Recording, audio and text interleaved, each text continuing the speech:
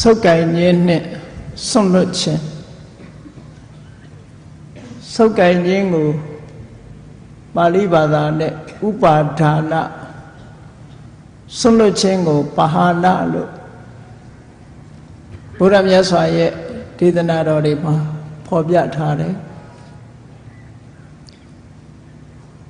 ဘုရားမြတ်စွာရဲ့ဒေသနာတော်တွေဟာမြန်မာနိုင်ငံမှာတစ်ပေါင်းကြာမြင့်စွာကာလကပဲရောက်ရှိပြီးတော့ဒီနေ့ထိအောင်တည်တံ့ပြန်ပွားထွန်းကားပြီးတော့နေတယ်ဘယ်နှခုနှစ်ကစပြီးတော့မြန်မာပြည်ကိုရောက်ရှိတယ်ဆိုတာအတိအကျမပြောနိုင်တော့လဲဘုရားသမိုင်းတွေရဲ့အထောက်အထားကိုအတည်ယူမယ်ဆိုလို့ရှိရင်တော့မြတ်စွာဘုရားတတ်တော်ထင်ရှားရှိစဉ်ကပဲမြန်မာပြည်ကိုသာသနာရောက်တယ်လို့ဒီလိုပြောလို့ရပါတယ်သမိုင်းဆိုင်ရာအထောက်အထားတွေစပြီးတော့တွေ့တာကတော့တရေခိတ္တရာခေဒီကနေ့ပြည်မြို့တရေခိတ္တရာခေမှာရှေးအောင်ဌာနကိုတူးဖော်လိုက်တဲ့အခါမှာခင်ပါကုန်းလို့ခေါ်တဲ့အရာမှာမြတ်စွာဘုရားဟောကြားတော်မူခဲ့တဲ့ဒေသနာတော်တွေတဲကအင်မတန်မှအဆင့်မြင့်ပြီးတော့ရှေးကြတယ်ရှင်သာရိပုတ္တရာမထေရမြတ်ကိုသို့မဟုတ်အဲ့ဒီတုန်းကဥပဒိတပရပိုက်ကိုပိဿဝဂီ၅ပါးတဲကတပါးပါဝင်ဖြစ်တဲ့ရှင်အတ္တစီကရှင်းလင်းပြောကြားတဲ့ဂါထာတွေ့ရှိထားရတဲ့အထောက်အထားကိုကြည့်မယ်တရေခိတ္တရာခေမြတ်စွာဘုရားရဲ့အဆင့်မြင့်တဲ့တရားဓမ္မမြန်မာပြည်မှာရောက်ရှိနေပြီပရိစ္ဆသမုပ္ပါဒ်တို့အမတန်လေးနက်တဲ့တရားဓမ္မတွေမြန်မာနိုင်ငံရောက်ရှိနေတယ်လို့ပြောရမှာဖြစ်တယ်တရေခိတ္တရာခေဆိုတာပကံနဲ့ရှေးကြတယ်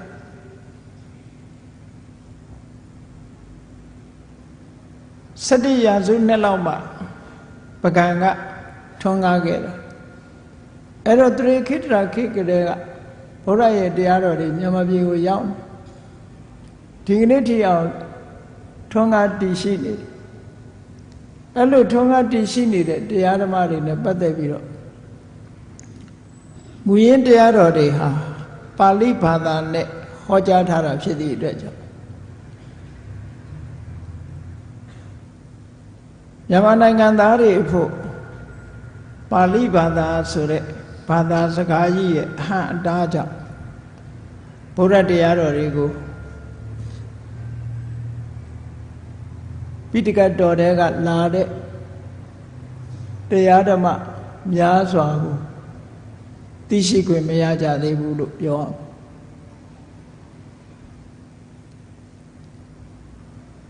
နှစ်ပေါင်း1000ကျော်ကာလထိအောင်မြန်မာလူမျိုးတွေရဲ့လက်ထဲမှာပိဋကတ်3ပုံရောက်ရှိနေပါလေထိုပိဋကတ်3ပုံဆိုတဲ့တရားဓမ္မတွေဟာမြန်မာလူမျိုးတွေအများစုအနေနဲ့ဘယ်လိုယူဆနားလည်နေကြသလဲဆိုရင်ဒီပိဋကတ်ဆိုတဲ့စာပေတွေဟာလောကုတ္တရာစာတွေဖြစ်တယ်ဘုန်းကြီးစာတွေတို့နဲ့မဆိုင်ဘူးလို့ဒီလိုယူဆတဲ့ပုဂ္ဂိုလ်တွေရှိကြတယ်ပေါ့သို့တော်မြတ်စွာဘုရားရဲ့တရားဓမ္မတွေကိုသေသေးချာချာလေ့လာကြည့်လိုက်မယ်ဆိုလို့ရှိရင်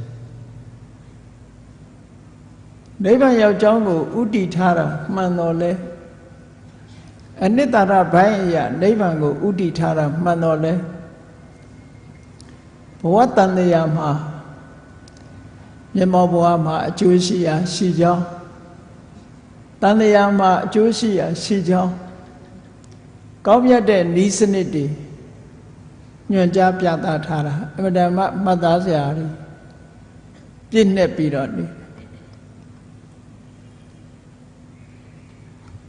ဘုရားတရားတော်တွေကို လေ့လာကြည့်ကြတဲ့နိုင်ငံသားတွေဟာတချို့အချက်တွေဆိုလို့ရှိရင်တော်တော်ကိုသူတို့မှာအားသင့်သွားဆိုပါစို့ဘုရားရဲ့နှစ်ပေါင်း2500တရားထဲမှာဗုဒ္ဓဘာသာဝင်ဥပဒကတယောက်ဟာ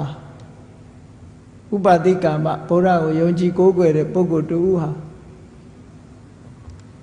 လူကုန်ကူးတာမလုပ်ရဘူးလို့ဆိုတဲ့တတ္တဝနိစ္စဆိုတဲ့စကားလုံးဟာပါနေဒီကနေ့ခေတ်မှာလူကုန်ကူးတယ်ဆိုတာတွေရှိနေတယ်အဲ့တော့မြတ်စွာဘုရားကလွန်ခဲ့တဲ့နှစ်ပေါင်း2500ကတည်းကမလုပ်ထိုက်ဘူးဆိုတာကိုဟောကြားပြီးတော့ထားတာရှိ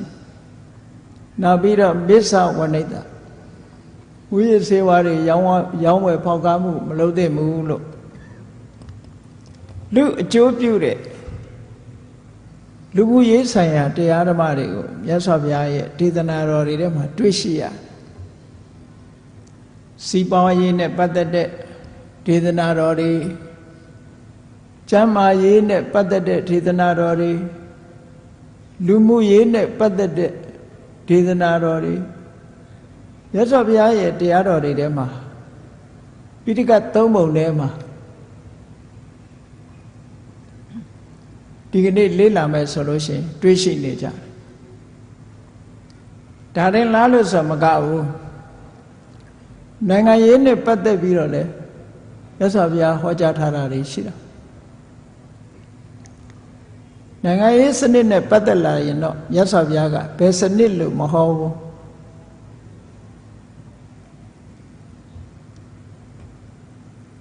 တိုင်းပြည်ကိုဧကရစ်မင်းရဲ့စနစ်ဘုရင်စနစ်နဲ့အုပ်ချုပ်မယ်ဆိုရင်မင်းကျင့်တရား10ပါး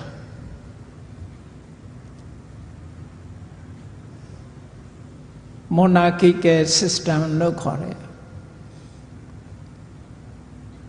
ဧကရစ်မင်း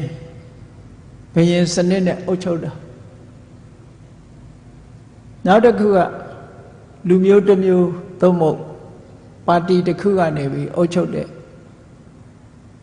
ဤစနစ်နဲ့ပတ်သက်လာ oligarchy system လို့ခေါ်တယ်အဲ့ဒါနဲ့ပတ်သက်လာလို့ရှိရင်တော့အပရိဟာနိယတရား9ပါးဆိုပြီးတော့ဟောကြားထားတာရှိတယ်အဲ့တော့နိုင်ငံရေးနဲ့ပတ်သက်ပြီးတော့လည်းမြတ်စွာဘုရားရဲ့တရားတော်တွေဟာဘယ်ဘက်ကိုမှအစွန်းမရောက်စေပဲနဲ့တိမတ်စွာဟောကြားထားတာလေဒီကနေ့လိုက်တာကျင့်သုံးကြမယ်ဆိုလို့ရှိရင်အဗ္ဗဓမ္မတန်ဖိုးရှိတဲ့အကျိုးအမြတ်ရလဒ်တွေရရှိမှာဖြစ်နိုင်အဓိကကတော့မြတ်စွာဘုရားရဲ့အဓိကဥတည်ချက်ကတော့တဏှာထဲမှာကြုံတွေ့လာတဲ့ဆင်းရဲဒုက္ခတွေနောက်ဆုံးပိတ်မှာလုံးဝအဆုံးသတ်ရေးဆိုတာအဓိကပန်းနိုင်တစ်ခုဖြစ်တယ်။ဘာဖြစ်လို့တော့ဆိုလို့ရှိရင်လောကမှာပြဿနာများစွာဖြေရှင်းနိုင်တော့လည်းပဲဒီကနေ့တတ္တဝအလုံးကြုံတွေ့နေကြရတယ်လူသားတွေသာမကဘူးလူသားတွေတဲ့ချမ်းသာပါတယ်ဆိုတဲ့နတ်တွေပြမာတွေအပါဝင်တတ္တဝအလုံးကြုံတွေ့နေကြရတဲ့ပြဿနာကဘာလဲလို့ဆိုရင်အိုခြင်းနာခြင်းသေခြင်းဆိုတဲ့ပြဿနာတတ္တဝမှန်တဲ့ရေးဘယ်ဘုံဘယ်ဘဝမှာပဲဖြစ်ဖြစ်အစင်ထာဝရနေရတယ်လို့မရှိဘူးချိန်တန်လို့ရှိကံအရှိန်ကုန်သွားတာနဲ့တပြိုင်နက်ဘဝတစ်ခုကိုဆွန့်လွတ်ကြအဲ့ဒီဘဝတစ်ခုကိုဆွန့်လွတ်ကြရတယ်ဆိုတဲ့ဒီပြဿနာကြီးဟာတတ္တဝါအလုံးမှာမရှောင်လွဲနိုင်တဲ့ပြဿနာအဲ့ဒီပြဿနာကိုဖြေရှင်းတဲ့နည်းစနစ်ကိုမြတ်စွာဘုရားဟောကြားထားတာအဲ့ဒီနည်းစနစ်တွေဟာဒီကနေ့ပိဋကတ်3ပုံမှာပါရှိနေတယ်အဲ့ဒီနည်းစနစ်တွေကအချို့ဘုန်းကြီးတို့ဒီကနေ့စုပ်ကိုင်ခြင်းနဲ့ဆွန့်လွတ်ခြင်းဘ ကတိအနေထားတစ်ခုကိုကြည့်မယ်ဆိုရင်ဆုပ်ကင်ထားလို့ရှိရင်ဒုက္ခရောက်နိုင်ပြီးဆွန့်လွတ်လိုက်ရင်ချမ်းသာသွားနိုင်တယ်ဆိုပါစို့မိခဲကိုဆုပ်ကင်ထားမယ်ဆိုလို့ရှိရင်မိလောင်ခံမှာပဲဆွန့်လွတ်လိုက်ရင်တော့ချမ်းသာမှာပဲအဲ့ဒါလိုပဲဘုန်းကြီးတို့တွေရဲ့စိတ်ထဲမှာဆုပ်ကင်ထားမယ်ဆိုလို့ရှိရင်တန်တရားထဲမှာဒုက္ခတွေခံရပြီးဆွလွတ်လိုက်မယ်ဆိုရင်ချမ်းသာသွားနိုင်တဲ့ဤစနစ်အဲ့ဒါကိုမြတ်စွာဘုရားကခေါ်ကြတာဟိုဒီကနေ့နာယူမှတ်သားကြရဆုပ်ကင်တယ်ဆိုတာကိုဥပါဒါနဥပါဒံဆွလွတ်တယ်ဆိုတာကိုပဟာလပဟံလို့လည်းသုံးတယ်အဲ့တော့ဆုပ်ကင်တယ်ဆိုတာဘာကိုဆုပ်ကင်တာလဲ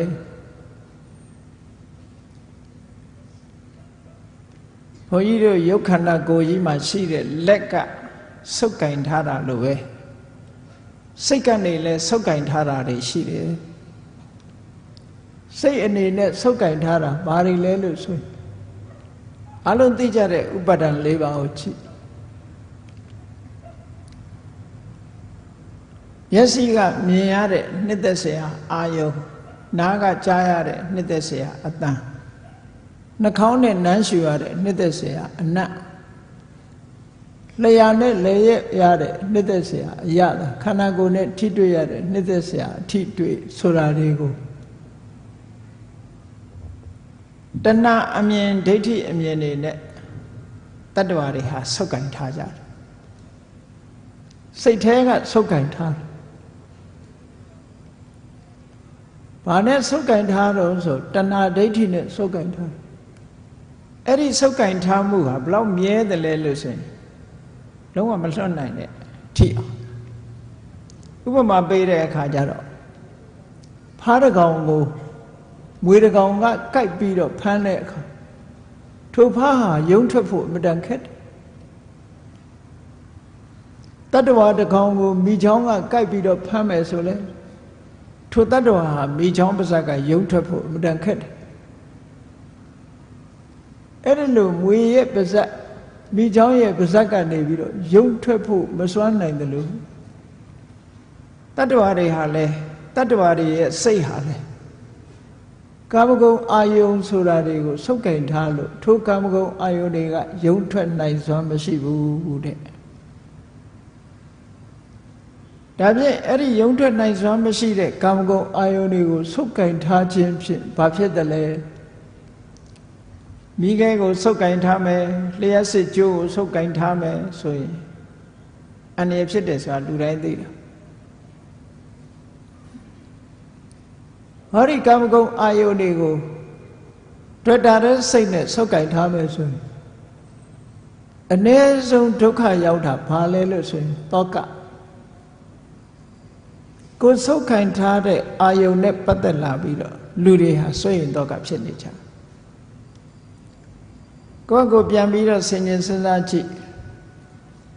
အတွေ့အတာရှိတဲ့နေရာတောကဆိုတာလာတာပဲ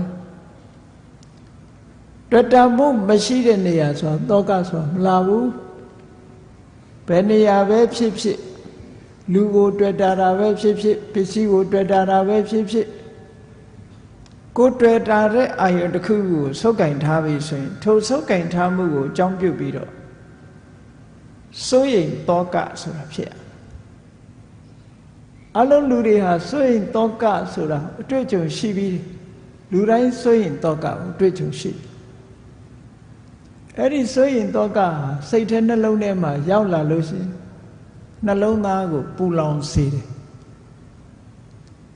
အဲ့ဒီပူလောင်စေတတ်တဲ့တောကဘလောက်ထင်အောင်ပြင်းထန်တယ်လဲလို့ဆိုလို့ရှိရင်ချို့ပုဂ္ဂိုလ်တွေမှာတောကကြောင့်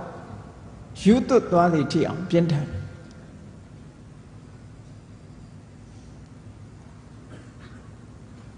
မြတ်စွာဘုရားလက်ထက်ကပတာစာရီတို့အမျိုးသမီးတွေပဲကြည့်ဒီကနေ့ခေတ်မှာလည်းပဲရှိမှာပါပဲ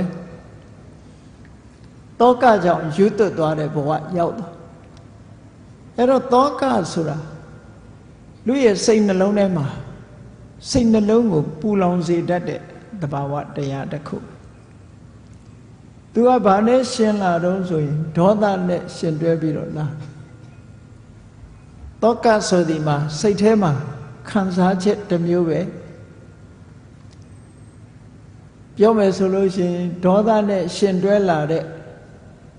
ခံရခက်တဲ့ဝေဒနာတစ်မျိုးပဲလို့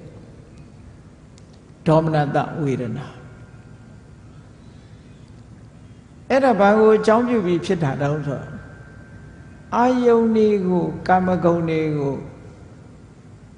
တဏှာအမြင်ဖြင့်ဆုပ်ကင်ထားလို့ဖြစ်တာအဲ့ဒါကိုဆွတ်လွတ်နိုင်မယ်ဆိုလို့ရှိရင်ဆွတ်လွတ်လိုက်တာနဲ့တပြိုင်နက်တောကဆိုတာမလာတော့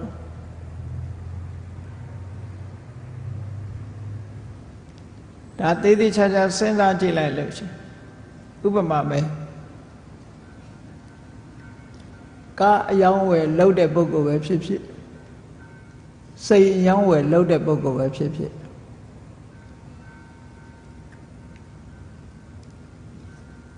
ကိုယ်စိတ်ထဲမှာကြိုက်လို့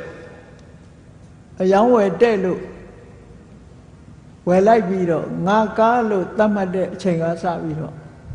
အဲ့ဒီကားပေါ်မှာဆုပ်ကင်ထားလိုက်ဆုပ်ကင်ထားလိုက်တဲ့အချိန်ကကားတစ်ခုခုဖြစ်မှသူစိုးရိမ်နေရ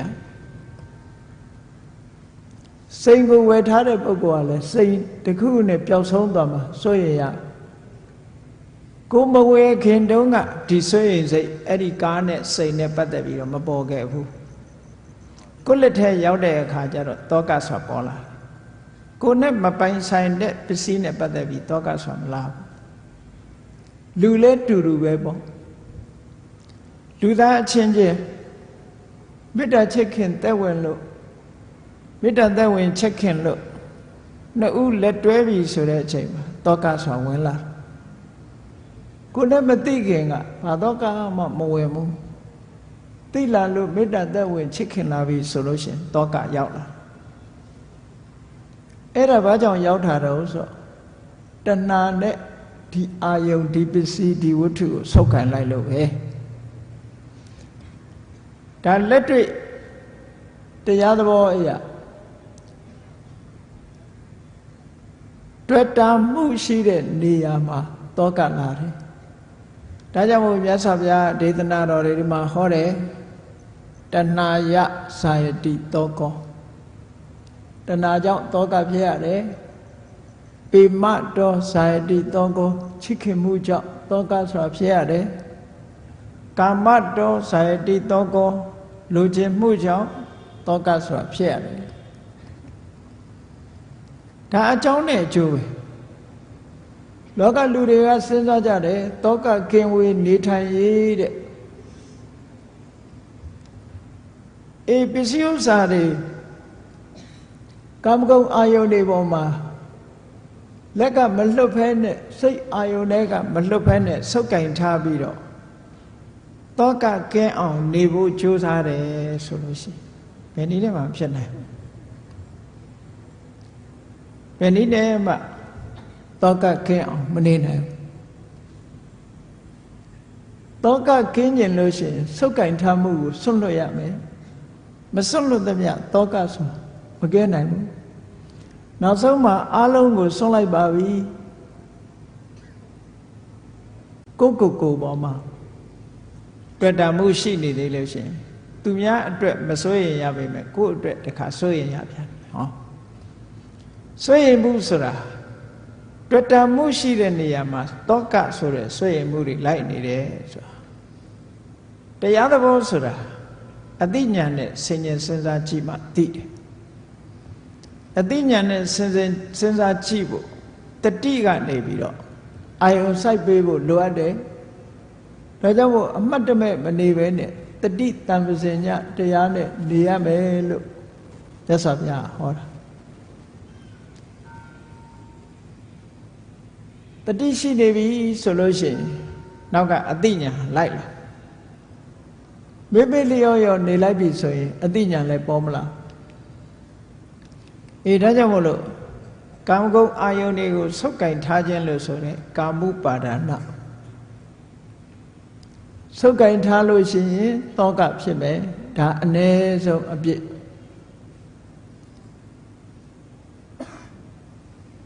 တခြားအကုသိုလ်တွေလည်းဆုပ်ကင်ထားမှုကိုအခြေခံပြီးတော့ဖြစ်လာနိုင်နောက်ဆုံးမှာအပင်ငရဲကျသွားတာလဲဟောဒီဆုပ်ကင်ထားမှုကစတာဆုပ်ကင်ထားမှုကိုအကြောင်းပြုပြီးတော့အပင်ငရဲထီအောင်ရောက်ရှိသွားပြီတန်တရားထဲမှာနစ်မွန်းသွားတဲ့ပုဂ္ဂိုလ်တွေမြောက်များစွာရှိတယ်ဟောနောက်တစ်ခုဆုပ်ကင်တာတော့ပစ္စည်းဝတ္ထုနဲ့ကာမဂုဏ်အာယုန်နေမဟုတ်ဘဲနဲ့ကိုယုံကြည်တဲ့ကိုယ့်ရဲ့အမြင်ကိုဆုပ်ကင်ထားတာဒီအမြင်ကိုဆုပ်ကင်တာဟာလည်းပဲအမတန်မှပြင်းထန်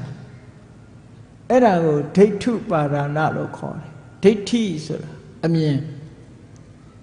တယောက်နဲ့တယောက်အမြင်ချင်းမတူဘူးငါအမြင်ကမှန်တယ်သူ့အမြင်ကမှန်တယ်နဲ့ကိုမြင်ထားတဲ့အမြင်တစ်ခုအာဒါနဲ့ခာဟိပြင်းပြင်းထန်ထန်ဆုပ်ကင်ထားပြီးဒုပ္ပတိနေတ္တခိကိုအမြင်ကိုစွန့်လွတ်ဖို့ဆိုတာအမှန်တန်ခက်တယ်ဒါကြောင့်မို့ဒိဋ္ဌိလို့ဆိုတဲ့ view နဲ့ပတ်သက်လာတဲ့အခါမှာလူတွေကဆုပ်ကင်နေကြအဲ့ဒီဆုပ်ကင်မှုကိုအကြောင်းပြုပြီးတော့မှားရွေးတဲ့အယူဆတရားကိုဆုပ်ကင်ဘယ်လိုမှားရွေးတဲ့အယူဆလဲလို့ဆိုကံဆိုတာရှိပါလေရဲ့ကံရဲ့အကျိုးတရားဆိုတာလည်းရှိပါလေရဲ့နဲ့ကံဆိုတာမရှိဘူးကံရဲ့အကျိုးတရားဆိုတာမရှိဘူးလို့ညင်းပယ်တဲ့အမြင်တစ်ခုကိုဆုပ်ပိုင်ထားလိုက်မယ်ဆိုရင်ဒီပုဂ္ဂိုလ်ဟာကောင်းတာမလုပ်တော့ကောင်းတာမလုပ်သည့်အတွက်ကြောင့်ကောင်းတာမလုပ်ဘူးမကောင်းတာတွေလုပ်တယ်ကောင်းတာမလုပ်မကောင်းတာတွေလုပ်သည့်အတွက်ကြောင့်ဘဝမှာနစ်မွန်းပြီးတော့နောက်ဆုံးမှာဆင်းရဲဒုက္ခတွေကြုံကြတယ်အဲ့လိုတာရကတွေလည်းပဲမြောက်များစွာရှိတာမှားရွေးတဲ့အယူဆတရမစွန့်လွတ်နိုင်သည့်အတွက်ကြောင့်တန်တရားထဲမှာဒုက္ခရောက်သွားတဲ့ပုဂ္ဂိုလ်တွေအများကြီးပဲနိယတမိစ္ဆာဒိဋ္ဌိလို့တကယ့်ကိုဆွဲဆွဲမြဲမြဲဆုပ်ကင်ထားမိတဲ့အမြင်ကြီးတစ်ခုမှားရွေးတဲ့အမြင်ကြီးတစ်ခုဆုပ်ကင်ထားမိပြီဆိုရင်အဲ့ဒီပုဂ္ဂိုလ်ဟာမိမိရဲ့လောက်ရကြောင့်တန်တရားထဲမှာရှိကြစွာနစ်မွန်းပြီးတော့ကဘာတီအောင်ရှိကြစွာခံရတယ်လို့ဆိုတာမြတ်စွာဘုရားသခင်ကိုရောမြတ်ကဟောထားတယ်အပြစ်တွေအလုံးထဲမှာမိစ္ဆာဒိဋ္ဌိဆိုတဲ့မှားရွေးတဲ့အမြင်ဆိုတဲ့အပြစ်အဆိုးဆုံးပဲတဲ့ဘာဖြစ်လို့လဲဆိုမှားရွေးတဲ့အယူတစ်ခုကိုအခြေခံပြီးတော့အမြင်ကမှားနေမှတော့မှန်တာပဲလုပ်တော့မလဲမှားပြီးရင်ဆက်ပြီးတော့မှားဖို့ပဲရှိတယ်အမြင်ကမှမမှန်တာဒါကြောင့်မို့မှားရွေးမှုကိုအခြေခံလိုက်ပြီဆိုရင်မှန်တာဆိုတာနောက်ထပ်မလာနိုင်တော့ဘူးအဲ့ဒါလို့မှားရွေးတဲ့အမြင်ရှိတဲ့ပုဂ္ဂိုလ်ရဲ့ destination လို့ခေါ်တဲ့ဂတိသူသွားရမယ့်လမ်းကြောင်းဟာနှစ်သွယ်ပဲရှိတယ်ငရဲနဲ့တရိစ္ဆာန်လို့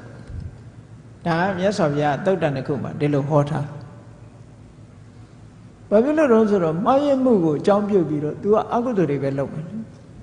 အကုသိုလ်တွေလုပ်လို့အကုသိုလ်တွေပြင်းထန်လာလို့ရှိရင်ထိုအကုသိုလ်တွေရဲ့ပို့ဆောင်မှုကြောင့်ငရဲကြမယ်ငရဲကြနိုင်လောက်အောင်မပြင်းထန်တဲ့အကုသိုလ်ပြင်းထန်တဲ့အကုသိုလ်မလုပ်ဘူးဆိုလို့ရှိရင်မှားယွင်းတဲ့အယူဆတရားကြောင့်တိရစ္ဆာန်ဘဝကိုရောက်စေအမတမနစ်နာဒါကြောင့်မလို့ဒီမှားယွင်းတဲ့အမြင်တစ်ခုကိုဆုပ်ကင်ထားတာဟာလည်းပဲဒုက္ခကိုရောက်စေတတ်တယ်ဒါလည်းဆွန့်လွတ်ရမှာဖြစ်တယ်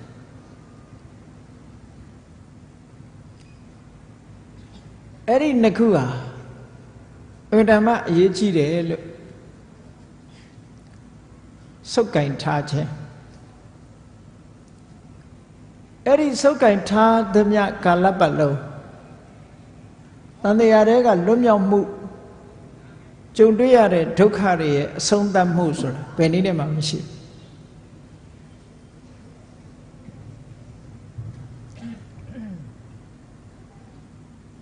ဒါကြောင့်မို့လို့ဒီဆုပ်ကင်ထားမှုကိုစွန့်လွတ်ရစွန့်လွတ်တယ်ဆိုတဲ့အခါမှာစွန့်လွတ်ခြင်းဆိုတာပါဟာနဆိုတဲ့ပါဠိကိုဘာသာပြန်ပြောတာပါဟာနဆိုတာစွန့်လွတ်လိုက်တယ်ဖယ်ရှားလိုက်တယ်စွန့်လွတ်ပုံစွန့်လွတ်နည်းဘယ်နှမျိုးရှိလဲလို့ဆို၅မျိုးရှိတယ်နံပါတ်1ကတတင်ကပဟာနမြန်မာလိုလဲတရင်ကပဟံလို့ပဲဘုရားစာပေကျမ်းစာတွေမှာဒီလိုရေးကြတတင်ကပဟာနပဟာနကိုနတ်ငယ်တတ်ပြီးတော့ပဟံလို့ပဲရေးတယ်စွန့်လွတ်ခြင်းပဲတတင်ကပဟာနစွန့်လွတ်မှုဆိုတာတစားစီဖြုတ်ပယ်ပြီးတော့စွန့်လွတ်တာဆိုင်ရာအကြောင်းတစ်ခုကြောင့်ဆိုင်ရာအကြောင်းတစ်ခုဖြင့်ဆိုင်ရာအကြောင်းတစ်ခုဖယ်ရှားပြီးတော့စွန့်လွတ်တာဒါတော့မြန်မာလူမျိုးတွေနားလည်နေကြတာတတင်ကားကိုတခဏလို့ဒီလိုနားလည်နေကြတတင်ကားနဲ့တခဏနဲ့ကမတူပါတတင်ကားဆိုတာဆိုင်ရာအကြောင်းကလေးတစ်ခုကြောင့်ခြားအကြောင်းတစ်ခုကိုဖယ်ရှားပြစ်တယ်အဲ့တော့ပြောရမယ်ဆိုရင်တစ်ခုစီအသီးသီးဖယ်ရှားပြစ်ခြင်းကိုစွန့်လွတ်ခြင်းကိုတရင်ငါဘာဟာနာလို့ခေါ်တယ်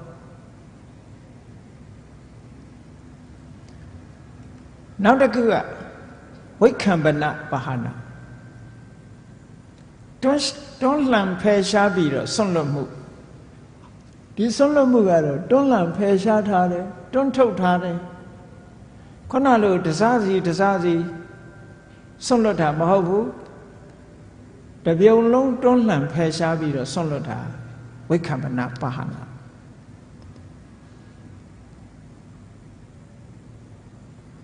နောက်တတိယတစ်ခုကသမုတ်စေတပါဟနာသမုတ်စေတပါဟနာဆိုတာဖြတ်တောက်ပယ်စွန့်တာဖြတ်တောက်ပြီးတော့အပြည့်သက်စွန့်လွတ်တာဖြတ်တောက်ပြလိုက်တယ်ဆိုတော့နောက်ထပ်ဆက်သွယ်တာမရှိတော့ဖြတ်တောက်စွန့်လွတ်ခြင်း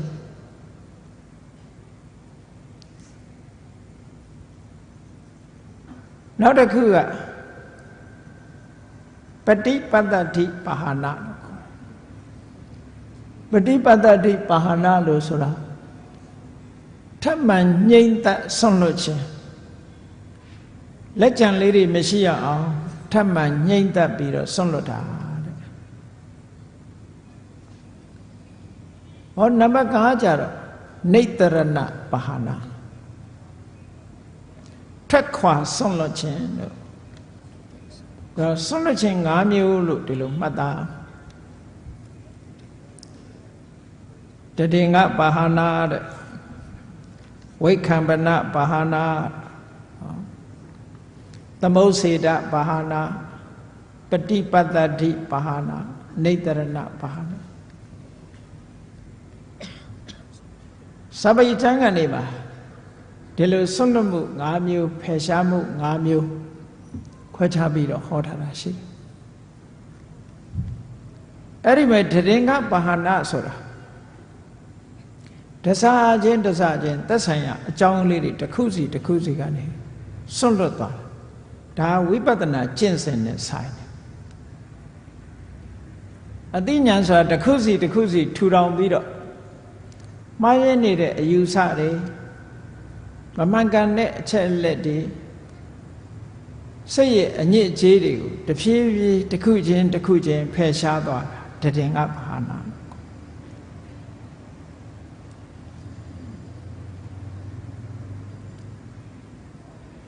အဲ့ဒီမှာဝိပဿနာဉာဏ်တွေကလည်းပဲ10မျိုးရှိတာအားလုံးသိတယ်ဝိပဿနာဉာဏ်တွေကနေပြီးတော့တစစီဖြုတ်ပယ်သွားတာတဆင့်ချင်းပယ်သွားတာစွန့်ပယ်သွားတာစွန့်လွတ်သွားတာဒါကိုတရင်ကဘာဟာနာလို့ခေါ်တယ် ကဲဘယ်လိုစုပ်ပယ်သွားလဲဝိပဿနာဉာဏ်ဖြစ်စဉ်လေးနဲ့ကြည့်ရဝိပဿနာဉာဏ်တွေကဘယ်ကစလဲလို့ဆိုရင်နာမရူပပြိစ္ဆေဒတတ္တဝါဆိုတဲ့အမြင်တစ်ခုကိုဖယ်ရှားပစ်လိုက်ပြီးနာနဲ့ရုပ်နှစ်မျိုးတည်းရှိတယ်လို့ကိုယ်ဆင်ញင်သုံးသပ်ကြည့်လိုက်လို့ရှိရင်နာနဲ့ရုပ်နှစ်ခုပဲရှိတယ်ရုပ်လို့ပြောတဲ့ဟောဒီခန္ဓာကိုယ် body ကြီးရယ်နာလို့ပြောတဲ့ mind ရယ်ဒါပဲရှိတာပဲကိုအလုံးဘယ်သူပဲဖြစ်ဖြစ် body နဲ့ mind ဒီနှစ်ခုပဲရှိတာအဲ့ဒီနာနဲ့ရုပ်ကိုကွဲကွဲပြားပြားသိပြီးကွဲကွဲခြားခြားသိလို့တတ္တဝါဆိုတဲ့အမြင်တစ်ခုကိုစွန့်လွတ်နိုင်တယ်အဲ့ဒီနာနဲ့ရုပ်ကိုပိုင်းပိုင်းခြားခြားသိတဲ့အသိဉာဏ်ကိုနာမရူပပြိစ္ဆေဒဉာဏ်လို့ခေါ်တယ် Analytical knowledge of mind and matter ရုပ်နဲ့နာမ်ကိုပိုင်းပိုင်းခြားခြားခွဲခြားပြီးတော့သိတဲ့အသိဉာဏ်အဲ့ဒီအသိဉာဏ်ရလာပြီဆိုလို့ရှိရင်ဘာကိုစွန့်လွတ်တယ်လဲလို့ဆိုရင်နာမရူပဝဝဋ္ဌာနေနတက္ကာယဒိဋ္ဌိယပဟာနာနဲ့နာနဲ့ယုတ်နှစ်ခုခွဲခြားသိပြီဆိုလို့ရှိရင်အဲ့ဒီအသိဉာဏ်နဲ့ဘာကိုစွန့်ဖယ်လိုက်တယ်လဲလို့ဆိုရင်ခန္ဓာ၅ပါးအပေါ်မှာအတ္တလို့မှားယွင်းစွာရှုမြင်သုံးသပ်နေတဲ့အယူဆတစ်ခုစွန့်လွတ်လိုက်နိုင်တက္ကာယဒိဋ္ဌိဆိုတာတက္ကာယဆိုတာခန္ဓာ၅ပါးကိုပြောတာကာယဆိုတာနဲ့ခန္ဓာဆိုတာအဓိပ္ပာယ်တူတူပဲကာယဆိုတာဒီနေရာမှာအစုအဝေးခန္ဓာဆိုတာလည်းအစုအဝေးဒါမို့ခန္ဓာကိုအင်္ဂလိပ်လိုပြန်တော့ aggregate လို့ပြန်တာကာယလည်း aggregate ပဲ group လို့ aggregate တို့အစုအဝေးတကာယဆိုတာတကယ်ထင်ရှားရှိနေတာကခန္ဓာထင်ရှားရှိနေတဲ့ခန္ဓာပေါ်မှာအထင်အမြင်ဖြစ်နေတာကမှားနေတဲ့အမြင်တစ်ခုကအတ္တလို့ခန္ဓာကိုယ်ကြီးကိုခန္ဓာ၅ပါးတဲ့ကတစ်ခုခုအတ္တလို့ယူဆလိုက်လို့ရှိရင်လိုက်လို့ရှိရင်ဒါမှားရွံ့တဲ့အမြင်ဖြစ်သွားခန္ဓာ၅ပါးကတက္ကာယထိုတက္ကာယပေါ်မှာမှားယွင်းစွာရှုမြင်မှုကဒိဋ္ဌိယုံနာနှစ်ပါးကိုခွဲခွဲခြားခြားသိသွားပြီရုပ်ဟာရုပ်ပဲနာဟာနာပဲလို့နာနဲ့ရုပ်တွေကိုသူ့တဘာဝအတိုင်းသိရှိနားလည်သွားပြီဆိုလို့ရှိရင်တက္ကာယဒိဋ္ဌိဆိုတဲ့ခန္ဓာ၅ပါးနဲ့ပတ်သက်တဲ့မှားယွင်းတဲ့အယူဆတစ်ခုစွန့်လွတ်လိုက်နိုင်တယ်ပေါ့ဒါကိုပြောတာတဒင်္ဂပဟာနဆိုတာဒီညာနဲ့ဒါတစ်ခုပဲစွန့်တာကျန်တာမစွန့်သေးဘူးနာမရူပပြိစ္ဆေဒဉာဏ်လို့ဆိုတဲ့ဝိပဿနာဉာဏ်ဖြင့်တက္ကာယဒိဋ္ဌိဆိုတဲ့မှားလွင်းတဲ့ယူဆချက်ဆုပ်ကင်ထားမှုကိုစွန့်လွတ်လိုက်ပြီလို့ဒီလိုပြောတာဆုပ်ကင်မှုကိုစွန့်လွတ်လိုက်တာရုပ်ကိုပဲဖြစ်ဖြစ်ဝေဒနာကိုပဲဖြစ်ဖြစ်သင်ညာကိုပဲဖြစ်ဖြစ်သင်္ခါရကိုပဲဖြစ်ဖြစ်ဝိညာဏကိုပဲဖြစ်ဖြစ်မိမိတဏ္ဍာမှာရှိတဲ့ယုံနာတရားတွေနဲ့ပတ်သက်ပြီးတော့ခိုင်မြဲတဲ့အရာငါလို့ပြောစရာအရာမရှိဘူးဆိုတော့ဒီဉာဏ်နဲ့ငကိုကထင်မှားလာတဲ့တက္ကာယဒိဋ္ဌိဆိုတဲ့ခန္ဓာ၅ပါးပေါ်မှာယူမှားနေတဲ့ဒိဋ္ဌိဆိုတဲ့ဆုပ်ကင်ထားမှုကြီးမိစ္ဆာဒိဋ္ဌိဆိုတဲ့ဆုပ်ကင်ထားမှုကြီးကိုစွန့်လွတ်လိုက်တာပဲဒါစွန့်လွတ်တဲ့အခါမှာဒီဉာဏ်နဲ့ဒီတစ်မျိုးပဲစွန့်လွတ်တာကျန်တာတွေမစွန့်လွတ်နိုင်ဘူးအဲ့ဒါကိုတဒင်္ဂပဟာနာလို့ပြောဆိုင်ရာအကြောင်းလေးနဲ့ဒစစီဖြုတ်ပဲဟောနောက်တစ်ခုကြည့်လိုက်အောင်နာယုတ်နှစ်ပါးကိုကွဲပြားသိတဲ့ဉာဏ်နဲ့တက္ကာယဒိဋ္ဌိကိုစွန့်လွတ်လိုက်တယ်နောက်တိုးတက်လာတဲ့ဉာဏ်ကနာယုတ်နှမျိုးတင်သိုံမြမကဘူးထိုနာယုတ်နှမျိုးရဲ့မှန်ကန်တဲ့အကြောင်းတရားတွေကိုပါသိရှိနားလည်လာတယ်ဆိုပါစို့ရုပ်ဆိုတာကံစိတ်ဥဒ္ဓအာဟာရအကြောင်း၄ပါးကြောင့်ဖြစ်တယ်ဟ ဟောအကြောင်းတရားပါသိလားနံဆိုတဲ့နေရာမှာဖတ်တာဆိုလို့ရှိရင်သလယရဏပစ္စယဖတ်တော့သလယရဏရှိလို့ဖတ်တာဖြစ်ရတယ်ဖတ်တာပစ္စယဝေဒနာဖတ်တာရှိလို့ဝေဒနာဖြစ်ရတယ်ဝေဒနာပစ္စယတဏဝေဒနာရှိနေလို့တဏရှိရတယ်ဆိုဟောဆိုင်ဆိုင်အကြောင်းတွေပါသိလားမျက်စိနဲ့အဆင်းအာယုံဆုံလိုက်တဲ့အခါမှာမြင်သိစိတ်ဆိုတာပေါ်တယ်ဟောအကြောင်းနဲ့တကွာသိလားမြင်သိစိတ်ရဲ့အကြောင်းကိုမြင်သိစိတ်တင်သိတာမဟုတ်ဘူးမျက်စိနဲ့အဆင်းအာယုံဆုံခြင်းသည့်အကြောင်းတရားလို့ဆိုင်ရာဆိုင်ရာအကြောင်းတရားပါထည့်သွင်းပြီးတော့သိလာတဲ့အသိဉာဏ်ကိုပစ္စယပရိက္ခဟဉာဏ်လို့ခေါ်တယ်ပစ္စယကအကြောင်းတရားပရိက္ခဟကမှတ်ယူနိုင်တဲ့အသိဉာဏ်နဲ့အဲ့ဒီပစ္စယပရိက္ခဟဉာဏ်ဖြင့်ဘာတွေကိုဆွတ်လွတ်လိုက်တယ်လဲလို့ဆိုရင်အဟေတုကဒိဋ္ဌိနဲ့ဝိသမဟေတုဒိဋ္ဌိအဟေတုကဒိဋ္ဌိဆိုတာတတ္တဝါတွေဖြစ်လာတာဟာသူ့ဟာသူဖြစ်လာတာ causeless အကြောင်းမဲ့ဖြစ်လာ accidental အကြောင်းမဲ့ဖြစ်လာတာအကြောင်းနဲ့အကြောင်းကြောင့်ဖြစ်တာမဟုတ်ဘူးအကြောင်းကိုညှင်းပယ်တဲ့အမြင်ကိုအဟေတုကဒိဋ္ဌိလို့ခေါ်တယ်အဲ့ဒီမှားရွေးနဲ့အဟေတုကဒိဋ္ဌိလောကမှာအကြောင်းမဲ့ဖြစ်တယ်ဆိုတာတခုမှမရှိဘူးအကြောင်းရှိတယ်အဲ့တော့အကြောင်းမဲ့ဖြစ်တယ်ဆိုတဲ့မှားရွေးနဲ့အမြင်တစ်ခုကိုဆွန့်လွတ်လိုက်နိုင်တယ်။ဘာဖြစ်လို့တော့နာယုတ်ရဲ့အကြောင်းကိုသူကတွေ့တယ်။တွေ့တော့အကြောင်းမရှိဘူးဆိုတဲ့အမြင်တစ်ခုကပြုတ်ထွက်သွားပြန်။ဒီဉာဏ်ရလိုက်တာနဲ့တပြိုင်နက်အဲ့ဒါကိုဆွန့်လွတ်ပြီးသားဖြစ်သွား။နောက်တစ်ခုကဘာလဲဆိုရင်ဝိသမဟေတုဒိဋ္ဌိမမှန်မကန်တဲ့အကြောင်းတရားတွေကိုအကြောင်းအဖြစ်ယူပြီးတော့ပြောတယ်။ဆိုပါစို့ဆိုင်ရာဆိုင်ရာအကြောင်းတရားတွေရှိနေတာဖြစ်ပါလေတဲ့တဲ့လက်တွေ့မျက်တွေ့ကြတဲ့အကြောင်းတရားတွေကိုညှင်းပယ်ပြီးတော့လက်တွေ့မကြတဲ့အကြောင်းတရားကိုသွားပြီးတော့စွဲတာဆိုပါစို့ကံဆိုတဲ့အကြောင်းတရားထင်ရှားရှိနေပါလေတဲ့တဲ့တကုရှင်ကဖန်ဆင်းလို့ဖြစ်တယ်လို့ဆိုတာလက်တွေ့မကြတဲ့အကြောင်းတစ်ခုပဲပေါ့အဲ့ဒီလက်တွေ့မကြတဲ့အကြောင်းတစ်ခုကိုလက်ခံယုံကြည်နေတဲ့အမြင်ဟာဝိသမဟေတုဒိဋ္ဌိလို့ခေါ်တယ်မမှန်ကန်တဲ့အကြောင်းတရားပေါ်မှာအမှန်လို့ထင်နေတဲ့အမြင်တစ်ခုပဲဒါကနေ့ခေတ်မှာပေါ်တာမဟုတ်ဘူးဟိုရှိတုန်းကလေးရှိတယ်ဣတရနေမာနဝါဒတဲ့တကုရှင်ကြီးကနေဖန်ဆင်းလို့အရာခသိန်းဟာတကုရှင်ကြီးရဲ့အလိုတော်ကြအတိုင်းတကုရှင်ကြီးကဖန်ဆင်းလို့ဖြစ်လာရတယ်လို့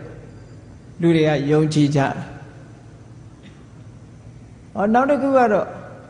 ဒီဘဝခံစားရတာတွေဟာဘာကြောင့်ပဲဖြစ်ဖြစ်အတိတ်ကံတစ်မျိုးတည်းကြောင့်လို့ဒီလိုမမှန်ကန်တဲ့အကြောင်းတရားတစ်ခုတည်းကိုဆွဲပြီးတော့ယူဆတာလဲဝိသမဟေတုဒိဋ္ဌိပဲ။အဲ့ဒါကိုပုပ္ပေကတဟေတုဒိဋ္ဌိလို့စာပေထဲမှာဆိုတယ်။ဣတရနေမာနဒိဋ္ဌိနဲ့ပုပ္ပေကတဟေတုဒိဋ္ဌိဒါဟာဒီနေရာမှာဝိသမဟေတုဒိဋ္ဌိ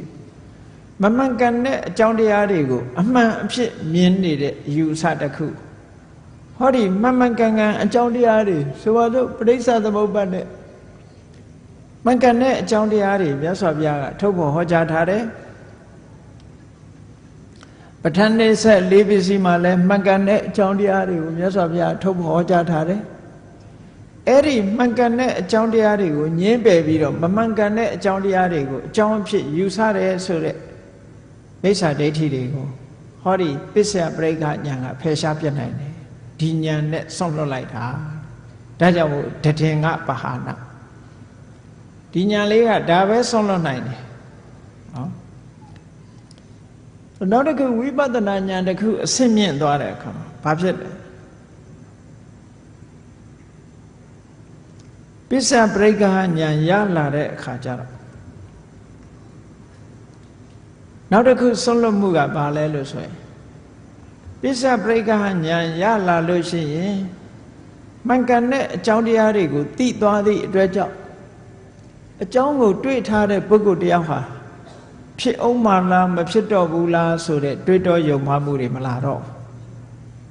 ဖြစ်ခဲ့သလားမဖြစ်ခဲ့ဘူးလားဆိုတာလဲတွေးတောယုံမှမှုမရှိတော့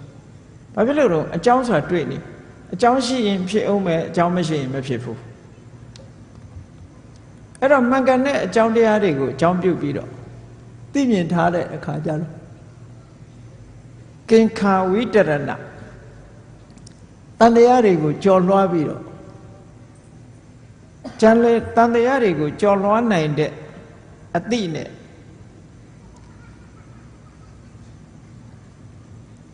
မမှန်ကန်ကန်အကြောင်းတရားတွေကိုမြင်လိုက်ရင်တန်တရားတွေဟာကြော်လွှားသွားသဖြင့်သို့လောတွေးတော်မှုဆိုတဲ့အရာတစ်ခုဟာပျောက်ကင်းသွားတယ်လောကလူတွေမှာစဉ်းစားကြတယ်လေအေးဒုဘဝရောက်လာတာဟာကံကြောင့်ဖြစ်တာလားထာဝရဘုရားကြောင့်ဖြစ်လာတာလားလို့တွေးကောင်းတွေးနေကြကိုယ်တိုင်တရားဓမ္မကိုကြည်ကြကြိုးကိုအထုတ်ကြည့်လို့ကိုယ်တဏ္ဍာမှာတကယ်ဖြစ်နေတဲ့တကယ်အကြောင်းတရားတွေကိုသိလိုက်တဲ့အခါကျတော့ကျန်တဲ့အကြောင်းတရားတွေပေါ်မှာသို့လောဟိုလိုလားဒီလိုလားဆိုတဲ့အတွေးတွေဖယ်ရှားပြတ်နိုင်တယ်ဒါလည်းတရင်ကဘာနာဆိုင်ရာအသိဉာဏ်လေးနဲ့ဆိုင်ရာအမှားတွေကိုဖယ်ရှားသွားတာပစ္စယပရိက္ခဉာဏ်ပြီးတဲ့အခါကျတော့ရုပ်တရားနံတရားတွေကိုပေါင်းပြီးတော့ရှုမြင်သုံးသပ်ဆင်ញင်တတ်တဲ့သမ္မတနာဉာဏ်ကလာပသမ္မတနာဉာဏ်လို့ဒီလိုသုံးတယ်ကလာပဆိုတာပေါင်းပြီးတော့ရှုတစ်ခုချင်းမရှုနိုင်တဲ့အခါမှာပေါင်းလိုက်တယ်အသိစိတ်တွေကိုပေါင်းပြီးတော့ကြည့်တယ်ရုပ်တရားတွေကိုပေါင်းပြီးတော့ကြည့်တယ်တဘာဝချင်းတူတာတွေကိုပေါင်းပြီးတော့ရှုမြင်သုံးသပ်လိုက်တယ်အဲ့လိုယုံ nant တရားတွေကိုအမှန်တိုင်းသူ့ရဲ့တဘာဝအတိုင်းမမြဲတဲ့သဘောမမြဲမှုကြောင့်ဒုက္ခသဘောမမြဲတာဒုက္ခရောက်နေတာကိုကိုယ်သဘောအတိုင်းဘာမှမဖြစ်နိုင်တာအနတ္တသဘော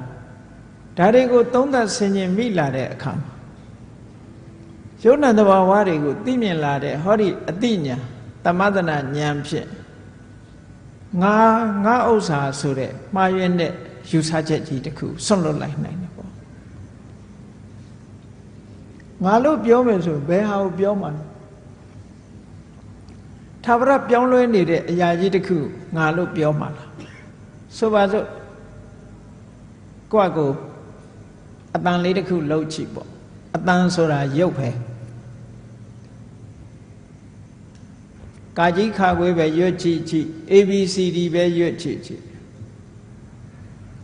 A ကိုငါဟာလို့ပြောလိုက်မယ်ဆိုတဲ့အချိန်မှာ B ဖြစ်သွားပြီ A မရှိတော့ B ကိုငါဟာလို့ပြောလိုက်မယ်ဆိုတော့ C ဖြစ်သွားပြီဟောတတန်ပြီးတတန်ဖြစ်ပြီးတော့ပျောက်နေတဲ့အရာတစ်ခုဘယ်ဟာကိုငါဟာလို့ပြောမှလဲပထမခြေလန်းနေတဲ့အချိန်မှာဖြစ်တဲ့ယုံနာဒုတိယခြေလန်းမှာမရှိတော့အဲ့တော့ပထမခြေလန်းတော့ငါဟာကိုငါလို့ပြောလိုက်မယ်ဆိုလို့ရှိရင်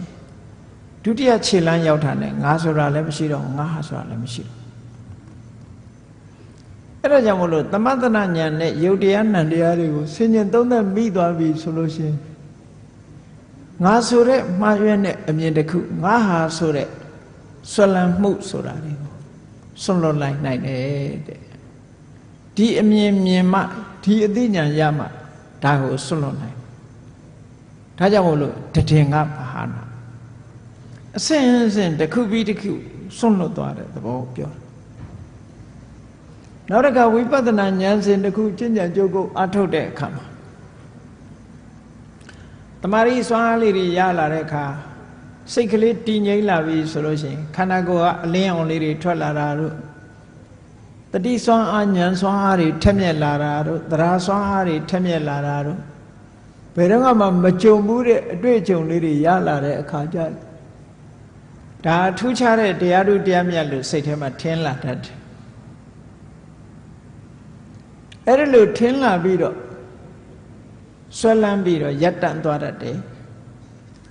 ဟောဒါတွေကအမတမတမာရီစွမ်းအားကြောင့်ဝိပဿနာဉာဏ်နဲ့ရှုမြင်သုံးသပ်လို့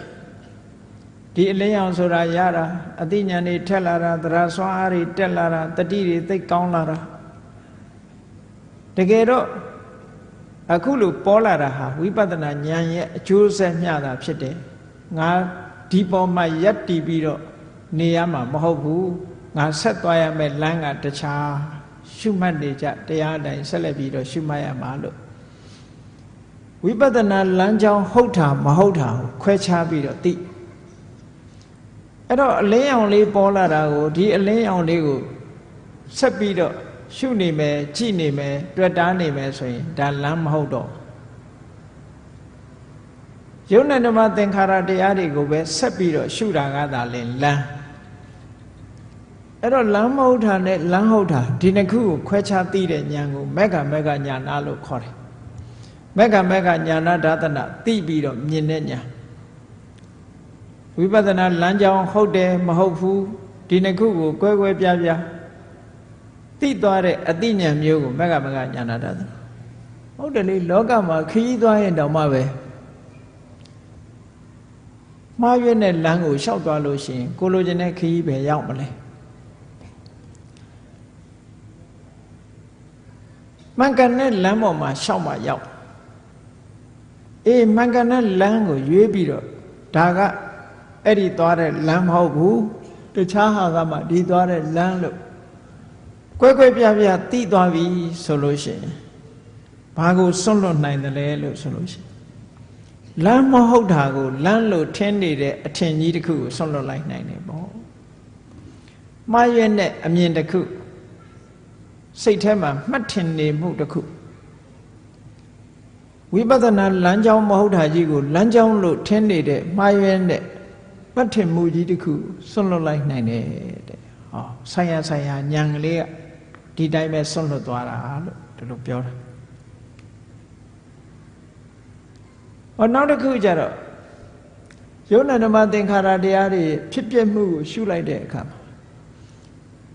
ဖြစ်တာတွေမြင်တယ်ဆိုင်ရာဆိုင်ရာအကြောင်းကြောင့်ဖြစ်လာတာတွေကိုမြင်လိုက်တယ်အဲ့ဒီအဖြစ်တွေကိုမြင်နေခြင်းအားဖြင့်ဥစ္စေရဒိဋ္ဌိသိရင်ပြီးရောဘာမှမဖြစ်ဘူးဆိုတဲ့ဥစ္စေရယူဆွဲမှုအမှားတစ်ခုကိုဖယ်ရှားလိုက်နိုင်တယ်။ဘာလို့ဆိုဖြစ်တာတွေမြင်နေတယ်။အကြောင်းရှိလို့ဖြစ်နေတာတွေကိုမြင်သည့်အတွက်ကြောင့်ဘယ်တော့မှမဖြစ်ဘူးဖြစ်ပြီးရင်ဒီပြတ်သွားတယ်တခါပဲလုံးဝပြတ်သွားတယ်ဆိုတဲ့အယူဆတစ်ခုမှားယွင်းတဲ့အယူဆတစ်ခုဖြစ်တယ်ပေါ့။ဒါကြောင့်မို့လို့အဖြစ်ကိုမြင်တဲ့ဉာဏ်ကဥစ္စေရဒိဋ္ဌိလို့ဆိုတဲ့ထာဝရပြတ်သွားတယ်ဆိုတဲ့မှားယွင်းတဲ့အယူဆတစ်ခုကိုဖယ်ရှားပြနိုင်တယ် Annihilationism လို့ခေါ်ပြတ်သွားတယ်ဆိုတဲ့အယူဆတစ်ခုကိုအဖြစ်မြင်ခြင်းကနေဖယ်ရှားပြလိုက်နိုင်တယ်စွန့်လွတ်လိုက်တယ်နောက်တစ်ခုကဥရိယဘယမှာပြတ်တာကိုမြင်လိုက်တာနဲ့တပြိုင်နက်မြဲတယ်ဆိုတဲ့ထာဝရမြဲတဲ့အမြဲလို့ယူဆတဲ့တတ္တတအယူဆမှားတစ်ခုကိုဖယ်ရှားလိုက်နိုင်တယ်ဒါကြောင့်မို့လို့ဝိပဿနာဉာဏ်နဲ့ဖြစ်တာပြတ်တာကိုမြင်တယ်ဆိုတာကိုယ်တဏ္ဍာမှာဘာတွေကိုဖယ်ရှားနေတာတော့ဆိုဖြစ်တာကိုမြင်ခြင်းဖြင့်ဥစ္စေရဒိဋ္ဌိဆိုတဲ့အယူဆကိုဖယ်ရှားတာပြတ်တာကိုမြင်ခြင်းဖြင့်တတ္တတဒိဋ္ဌိဆိုတဲ့အယူဆကိုဖယ်ရှားတာအဲ့တော့ထာဝရပြတ်သွားတာလည်းမဟုတ်ဘူးထာဝရဖြစ်တာတည်မြဲနေတာလည်းမဟုတ်ဘူး annihilation လည်းမဟုတ်ဘူး eternal လည်းမဟုတ်ဘူးဒီလိုဆိုလို့အဲ့တော့အဖြစ်ပြက်ကိုမြင်ခြင်းအဖြစ်ဥစ္စေရဒိဋ္ဌိနဲ့တတ္တရဒိဋ္ဌိကိုဖယ်ရှားပြစ်တယ်တဲ့တည်ငါပါဟောနောက်တစ်ခါကျတော့သင်္ခါရတရားတွေရဲ့ဖြစ်ပြမှုကိုရှုမြင်လာတဲ့အခါမှာဒီသင်္ခါရတရားတွေဟာဖြစ်ပြီးပြတ်သွားတာဆိုတော့နောက်ဆုံးမှာပြတ်မှုတွေကြီးပဲကြည့်ပြီးတော့သင်္ခါရတရားတွေဟာကြောက်စရာကြီးပဲဘေးရန်အန္တရာယ်ကြီးပဲဘယ်ရာမှမမြဲပါလားပေါ်လာပြီးတော့ချက်ချင်းပျောက်သွားတာပါလားဆိုတော့ကြောက်စရာကြီးပဲလို့မြင်လာအဲ့ဒါလို့ကြောက်စရာကြီးပဲလို့မြင်လာလို့ရှင်ငကိုကကြောက်ရမှန်မသိတဲ့အခုကြောက်ရမှန်သိလာ ကြောက်เสียမဟုတ်တာကိုငကိုယ်တော့ကကြောက်เสียဟုတ်ကဲ့တန်းနဲ့ကြောက်เสียမဟုတ်ဘူးလို့ထင်နေတဲ့မှားရွံ့တဲ့အထင်ကြီးတစ်ခုဖယ်ရှားပြစ်လိုက်နိုင်တယ်ကြောက်เสียကိုကြောက်เสียလို့မြင်လာတာဟာဒါလမ်းမှန်ပဲပေါ့ငကိုယ်တော့ကကြောက်เสียမဟုတ်ဘူးလို့ထင်နေတယ်အခုကြောက်เสียလို့မြင်လာတာဟာဒါမှန်ကန်တဲ့အမြင်တစ်ခုပဲမှားရွံ့နေတဲ့အမြင်ကြီးတစ်ခုကိုစွန့်လွတ်လိုက်နိုင်ခြင်းပဲဖြစ်တယ်နောက်တစ်ခုကဘာတုံးဆိုလို့ရှိရင်ယုံနာနမသင်္ခါရတွေအပြစ်ကိုမြင်လာအာဒီနဝညာအဲ့ဒီအပြစ်ကိုမြင်လာလို့ရှိရင်ဘာဖြစ်လဲအပြစ်မမြင်ခင်တုန်းကတော့ကျေနပ်စရာနှစ်သက်စရာလို့ဒီလိုတွေးတယ်ယုံနာနမသင်္ခါရတွေအပြစ်ကိုမြင်လိုက်တာနဲ့တပြိုင်နက်ตาယာပွဲဆိုတာရှာမတွေ့တော့ဘူးตาယာမှုလို့ဆိုတဲ့အထင်ရောက်ခဲ့တဲ့အတ္တဓာတ်တင်ညာလို့ဆိုတဲ့မှားရွံ့တဲ့စိတ်ရဲ့အထင်တစ်ခုဖယ်ရှားပြစ်နိုင်တယ်ဆွန့်လွတ်လိုက်နိုင်တယ်ပေါ့နောက်တစ်ခုယုံနာဓမ္မသင်္ခါရတွေပေါ်မှာရှုရင်းနဲ့ဘာဖြစ်လာအပြစ်တွေမြင်လာတဲ့အခါမှာညှိငွေ့လာတယ်ညှိငွေ့တယ်ဆိုတာဘာပြောတာတော့ตาယာပွဲမတွေ့တော့ဘူးညှိငွေ့တယ်ဆိုတဲ့သဘောကကျေနပ်စရာနှစ်သက်စရာပျော်စရာရှာမတွေ့တော့ဘူးအဲ့တော့ညှိငွေ့လာတဲ့နေပိဋဉာဏ်နဲ့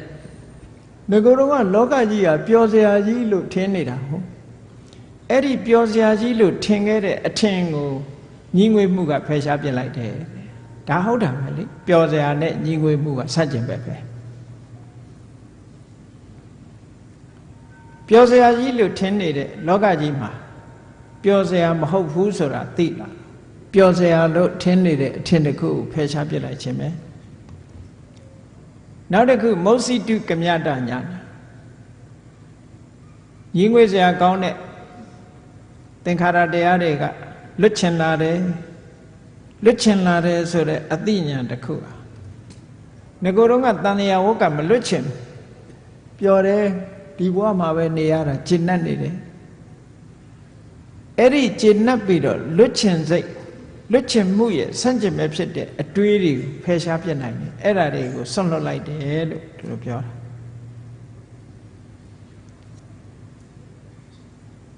မௌစိတုကမြတဉာဏ်ဖြစ်ပြီးတဲ့အခါမှာပရိသင်္ခာဉာဏ်တို့သင်္ခါရုပ္ပခာဉာဏ်တို့ဖြစ်လာပြန်ပြီးတော့ဆင်ញင်သုံးသပ်လိုက်တဲ့အခါသင်္ခါရတရားတွေပေါ်မှာတည်တည်ငြိမ်ငြိမ်နဲ့ရှုနိုင်တဲ့အနေအထားရှိတဲ့သင်္ခါရုပ္ပခာဉာဏ်ဖြစ်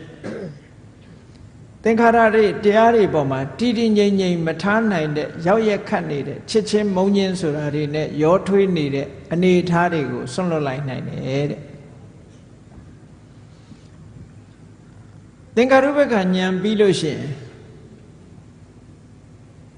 မဉ္ဇဉ်ဖို့ဉာဏ်စိုက်ဖို့ရအတွက်ဈာထဲမှာပေါင်းကူတရားလေးတစ်ဖွဲ့ဖြစ်တဲ့အတိဉာဏ်တွေအနုလောမဉာဏ်လို့ခေါ်တယ်အဲ့ဒီအနုလောမဉာဏ်ဖြစ်လာပြီဆိုလို့ရှိရင်သင်္ခါရုပ္ပခာဉာဏ်ရဲ့အထက်မှာအနုလောမဉာဏ်လို့လိုက်လျောညီတွေဖြစ်တဲ့ပေါင်းကူဉာဏ်ကလေးဖြစ်လာပြီဆိုလို့ရှိရင်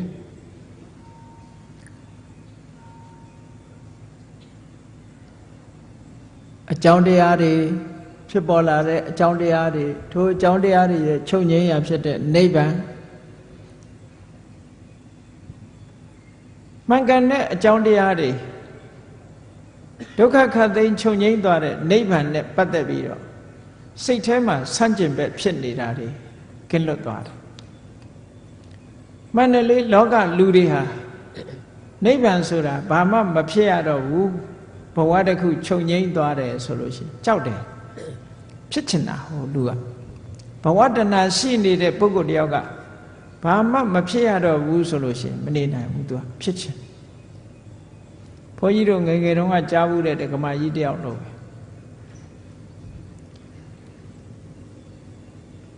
သူကနိဗ္ဗာန်ဆိုတာသင်္ခါရတရားတွေအလုံးချုပ်သွားပြီးတော့အိုခြင်းနာခြင်းသိခြင်းဆင်းရဲလည်းမရှိဘူးချမ်းသာဒုက္ခအတိရှိတယ်ဆိုတော့သူကဘာမေးတော့ဆိုနိဗ္ဗာန်မှာစိတ်လေးတောက်လို့ရတာဆွဲလန်းတဲ့အမြင်နဲ့ကြည့်တာသူကစိတ်လေးကြိုက်တာစိတ်လေး ဆေးလိပ်တောက်ရလားဆိုဘယ်နိဗ္ဗာန်ဆေးလိပ်တောက်ရမလဲ no smoking area ကြီးပဲဆေးလိပ်မတောက်ရတဲ့နေရာကြီးဆိုဆေးလိပ်မတောက်ရရင်မနေချင်ဘူးတဲ့ဒီလိုပဲလောကလူတွေဟာတန်တရားတွေကဘဝတဏှာအတွေးနဲ့တွေးလိုက်မယ်ဆိုရင်နိဗ္ဗာန်လိုချင်စရာမှမရှိတော့အဲ့ဒါဟာဆန့်ကျင်နေတဲ့သဘောတစ်ခုပဲပေါ့အဲ့ဒီပฏิလောမဆိုတဲ့ဆန့်ကျင်ဘက်သဘောတရားတွေဟာခုအနုလောမဉာဏ်ဖြစ်လာလိုက်တာနဲ့တပြိုင်နက်နိဗ္ဗာန်ပေါ်မှာဆန့်ကျင်တဲ့သဘောတရားတွေဟာပျောက်ကွယ်ပြီးတော့သွားတယ်ဒါတွေကိုစွန့်လွတ်ပြီးသားဖြစ်သွားတယ်လို့ဒီလိုဆိုတာဟောနောက်တစ်ခါနောက်ဆုံးအနုလောမဉာဏ်ထိအောင်ကသင်္ခါရတရားတွေနဲ့ပတ်သက်တဲ့သင်္ခါရတရားတွေကိုအာယုံပြုပြီးတော့ဖြစ်တဲ့ဉာဏ်တွေကိုအဲ့ဒီနောက်မှာဖြစ်ပေါ်လာတဲ့ဉာဏ်ကြတော့ကုတ္တရဘူးလို့ခေါ်တယ်ကုတ္တရဘူးဆိုတာအာယုံတစ်ခုကိုပြောင်းလိုက်ပြီး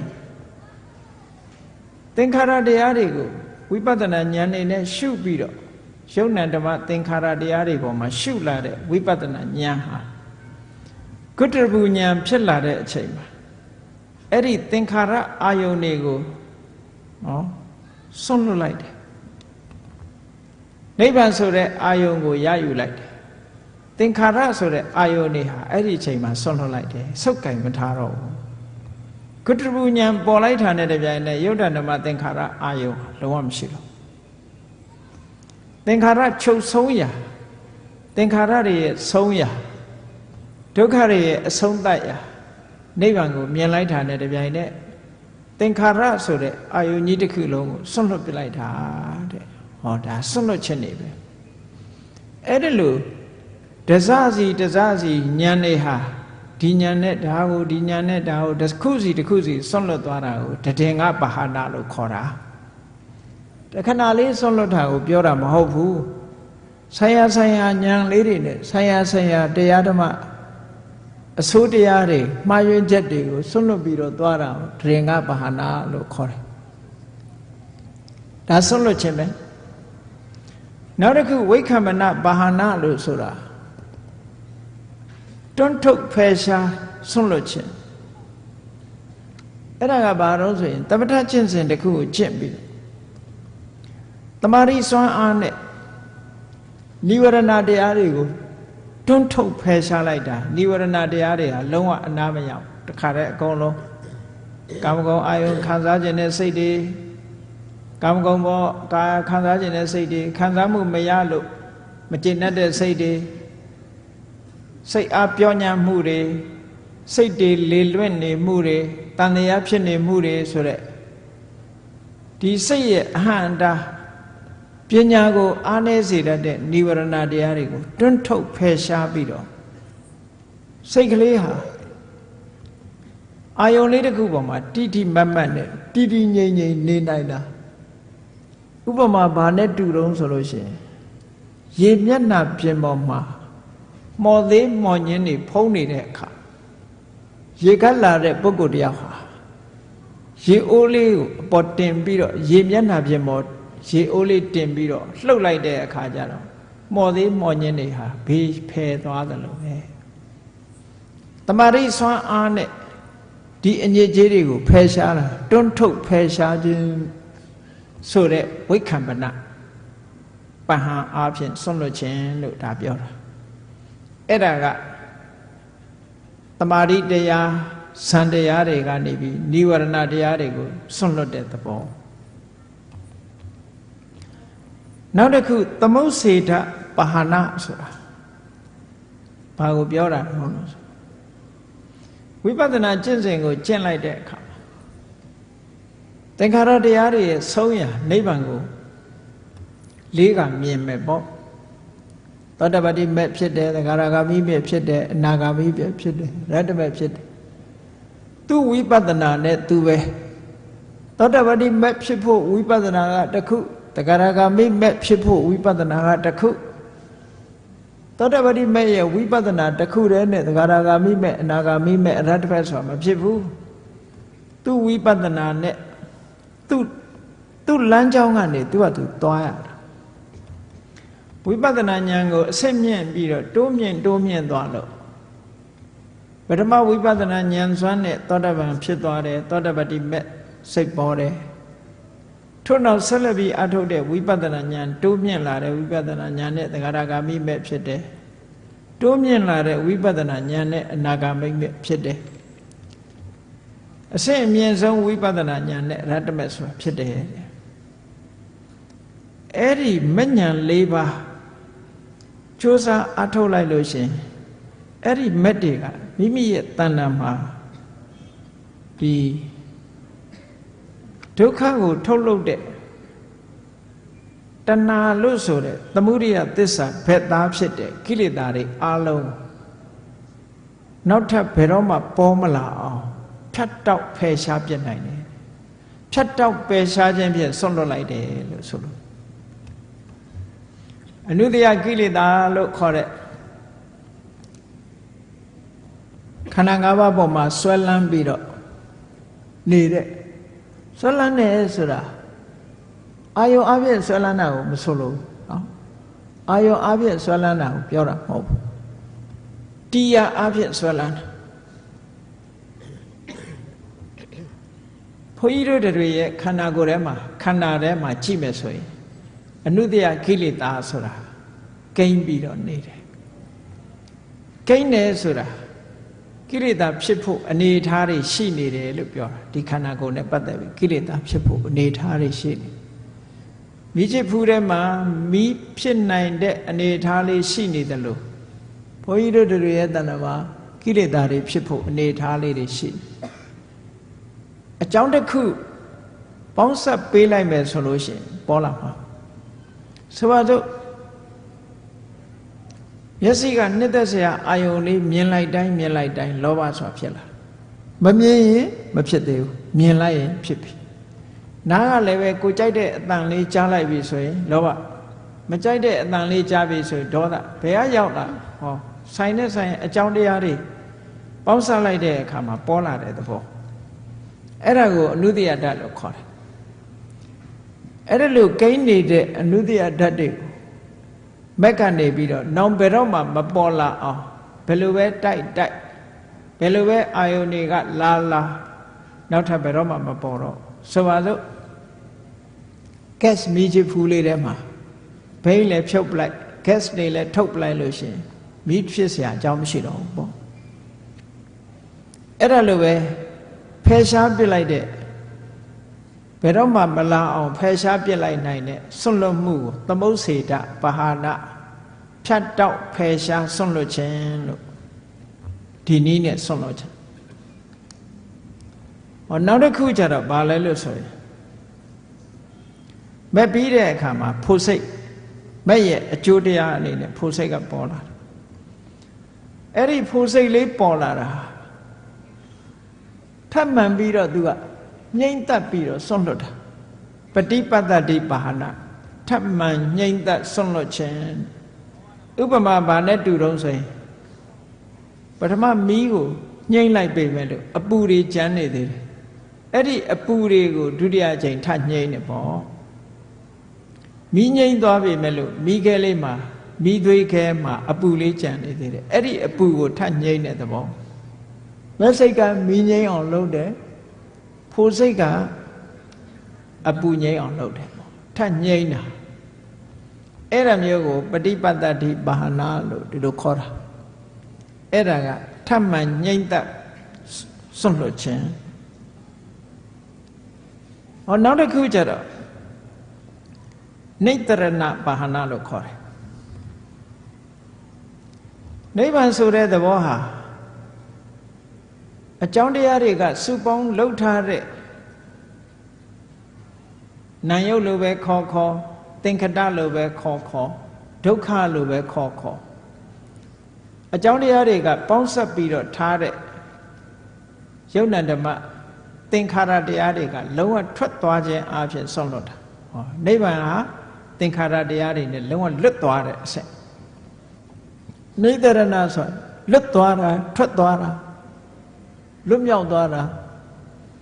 အဲ့ဒီလွတ်မြောက်သွားခြင်းဖြင့်ဆွန့်လွတ်ခြင်းဟာသင်္ခါရတရားတွေနဲ့လုံးဝမဆက် သင်္ခါရတရားတွေကလုံးဝလွတ်ထွက်သွားပြီးတော့ဆွန့်လွတ်ခြင်းအဲ့ဒါကိုနိတ္တရဏပါဟနာလို့ခေါ်တယ်ဒါကြောင့်မို့ဘုန်းကြီးတို့တွေဟာအခုချိန်မှာကိလေသာတွေမကင်းသေးတဲ့ပုဂ္ဂိုလ်တွေရဲ့သဘာဝအတိုင်းဆွန့်လွတ်ခြင်းဆိုတာတွေမလာဘဲနဲ့ဆုတ်ကင်ခြင်းနဲ့ပဲယက်တည်နေကြတာနော်အခုလိုဆုတ်ကင်နေသမျှကာလပတ်လုံးဒုက္ခတွေနဲ့ပဲတွေ့နေဥမှာပဲဆွန့်လွတ်နိုင်မှသာလေချမ်းသာဒုက္ခဆိုတာရမယ်တန်တရားဝဆင်းရဲကလွတ်မယ်အခုလိုတတေငါပါဟနာနဲ့ဆွန့်လွတ်မယ်ဝိက္ခမနပါဟနာနဲ့ဆွန့်လွတ်မယ်သမုတ်စေရပါဟနာနည်းနဲ့ဆွန့်လွတ်မယ်နိတ္တရဏပါဟနာပฏิပတ္တိပါဟနာနည်းနဲ့ဆွန့်လွတ်မယ်နောက်ဆုံးနိတ္တရဏပါဟနာလို့ဆိုတယ်သင်္ခါရတရားတွေကလုံးဝလွတ်ထွက်သွားမှသာလေထာဝရအငြိမ့်တဲ့ထာဝရချမ်းသာတန်တိဒုက္ခဆိုတာရောက်ရှိမှဖြစ်တယ်ဆုတ်ကင်ထားသမျှ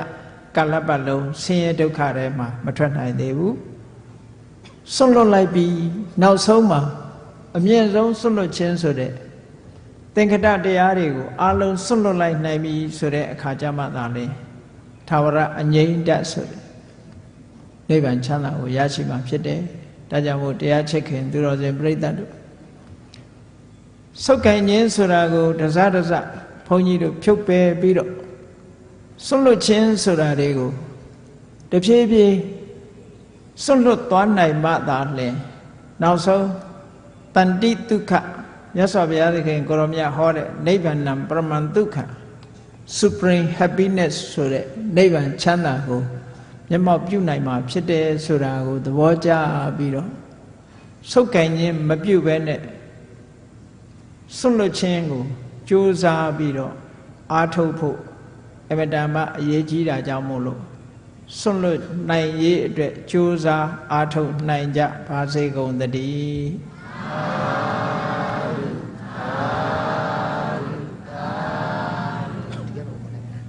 မေတ္တာပို့ရအောင်တတ္တဝါများစွာ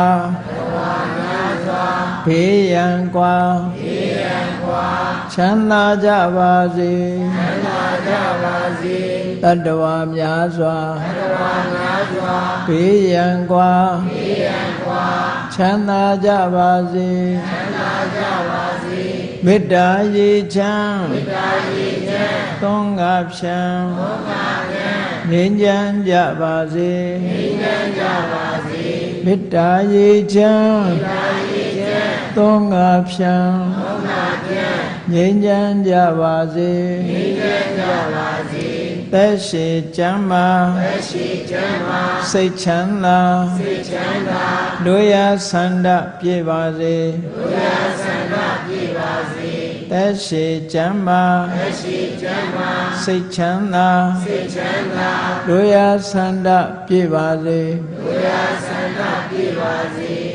ဓမ္မောတရံပိဝိတဝါနဝိသာသဗ္ဗေတမုဟတအစရမရာတိတိဘာဝနိဗ္ဗာနံယန္တုသာတောဓမ္မောတရံလောဘဒေါသမောဟစိတ်တောက်ကင်းပြောက်ကြည်တရားစေကိုပိဝိတဝါဝန္တာရှင်ပြတောက်ကြရနာကြရကုန်သောကြောင့်ဝိသသဗ္ဗေပူဇာညစ်နောက်ကိလေသာဆေတောက်ဟုသမျှတို့သည်